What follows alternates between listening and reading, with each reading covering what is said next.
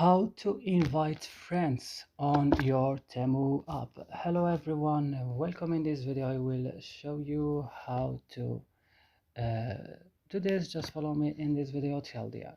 So first guys, you should open your Temu. Then you have, for example, to select something that you wanna buy. For example, this. How to share it with your friend, just click here. Then, for example, choose the way how you can invite your friend.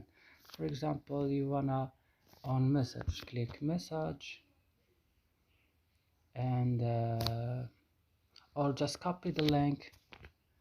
And for example, choose the person that you wanna, I don't know, add it.